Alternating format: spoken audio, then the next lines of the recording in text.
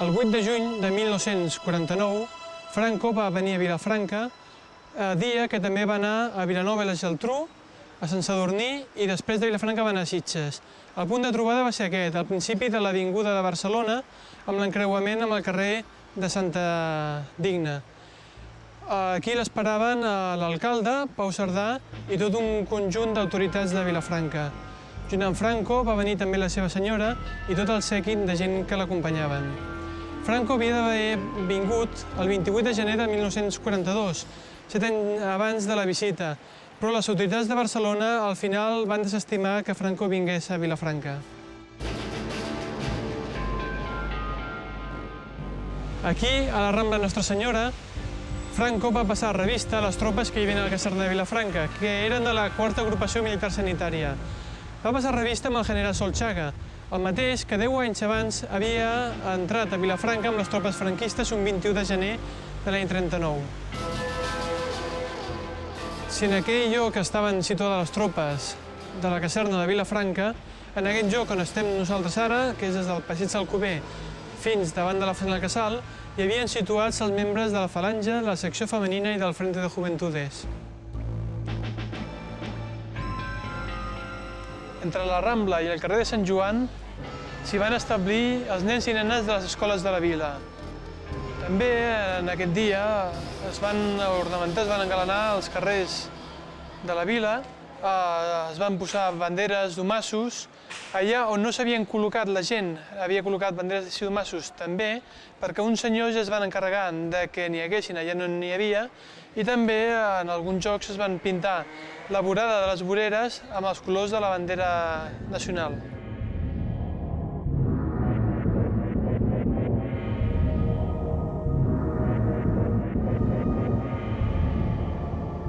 Arribats a aquest punt ens hem de fer una pregunta.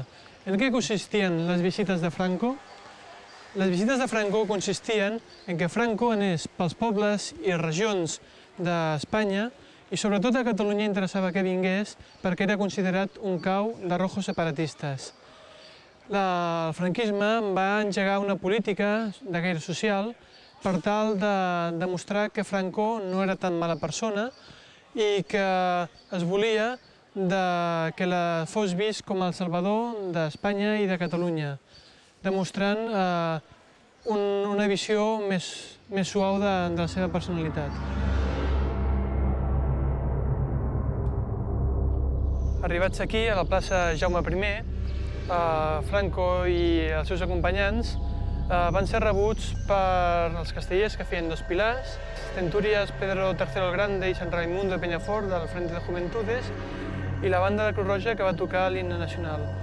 Aquí, a la senyora de Franco, a Carmen Polo, tres senyores de la vila, li van donar un ram de flors. Dintre del museu, els visitants van recórrer les diferents sales i arribats aquí a la sala de premses, Franco la va elogiar per la seva originalitat. També va dir que li agradava molt aquest museu per ser el quart del món en aquesta temàtica i el primer i únic a Espanya. Aquí, al primer pis, Franco i els seus acompanyants van visitar una exposició de pintures, la sala Pere III, i la col·lecció de prehistòria del Penedès. Aquest és el llibre d'honor del Museu de Vilafranca, llibre que el van inaugurar dos dels nostres personatges que van venir a Vilafranca, Franco i Carmen Polo. Sortint Franco i la seva comitiva del museu, van fer el recorregut tirant cap al carrer de Santa Maria, carrer de la Cort, Rambla i Duc de la Victòria, ara que es diu Cal Bolet, per anar fins a l'estació d'Enologia i Viticultura. Franco i el seu sèquit van venir aquí, a l'estació de Viticultura i Enologia. Aquí l'esperaven membres de la secció femenina, la junta del sindicat exportadors del vi i també representants de l'estació enològica. Hi havia el seu director, Cristòfol Mestres i Josep Maria de Fàbregas. Aquí van visitar l'edifici acompanyats d'aquestes dues persones que els hi feien les explicacions del que es feia. Franco i els seus acompanyants van sortir de l'estació enològica en direcció cap a la Rambla Nostra Senyora. Allà encara l'esperava gent per despedir-lo i els castellers van fer 2 pilars per despedir-lo.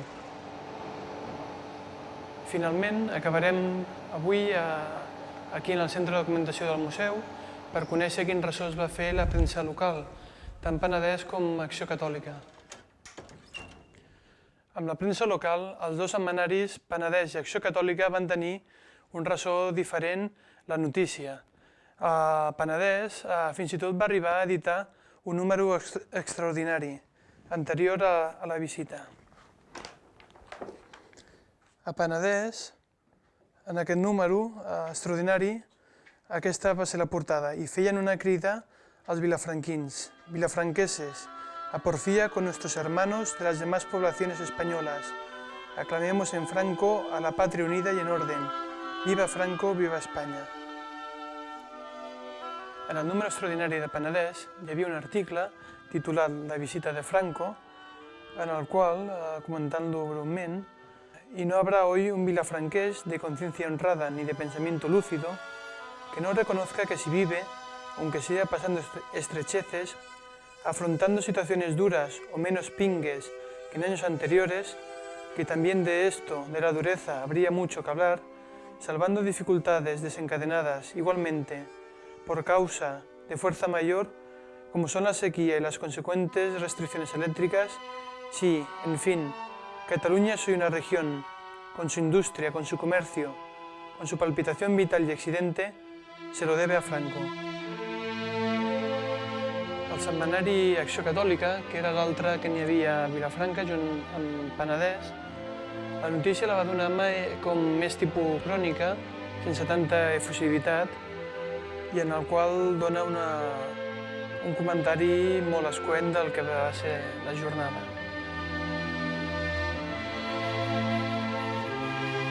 I acabarem el retall d'història d'avui en el mateix lloc on hem començat, per dir-vos que Franco va tornar a passar per Vilafranca un 6 de febrer de l'any 58, sobre les 9:40 del matí. Venia procedent de Barcelona en direcció cap a Tarragona i la gent que se'n va assabentar va venir a passar a veure'l.